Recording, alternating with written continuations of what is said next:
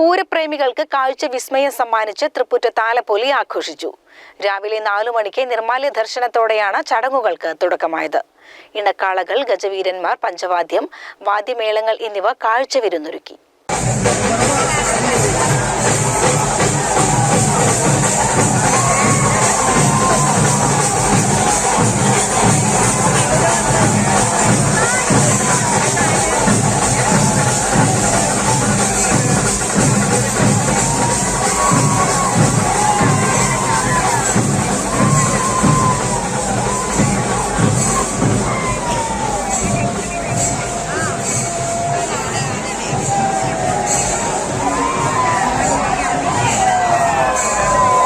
ക്ഷേത്രത്തിന് മുറ്റത്തേക്ക് പുറംതേക്കിയ അയനകൾ കടന്നു വരുന്നുണ്ട്.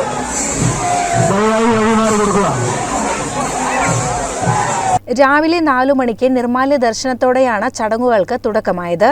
7 മണിക്ക് ശംഖാഭിഷേകവും 8 മണിക്ക് ദാരികവധം ആരംഭവും ഉണ്ടായി.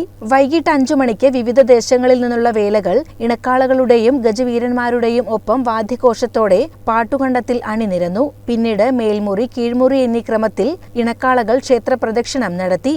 പഞ്ചവാദ്യത്തിന്റെ അകമ്പടിയോടെ കൂട്ടിയെഴുന്നള്ളിപ്പ് നടന്നു. പാട്ടുകണ്ടത്തിൽ നിന്ന് ആനകൾ ക്ഷേത്രസന്നിധിയിൽ പഞ്ചവാദ്യത്തിന്റെയും മേളത്തിന്റെയും അകമ്പടിയിൽ പ്രദക്ഷിണം ചെയ്ത് തൊഴുതു മടങ്ങി.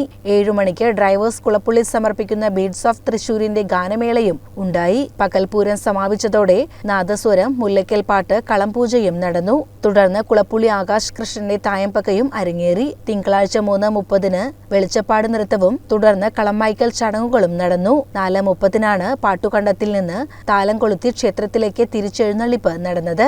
6:45 പാട്ടുകൂറവലിക്കൽ ചടങ്ങോടെ തൃപ്പറ്റ താലപ്പൊലിക്ക് സമാപനമായി.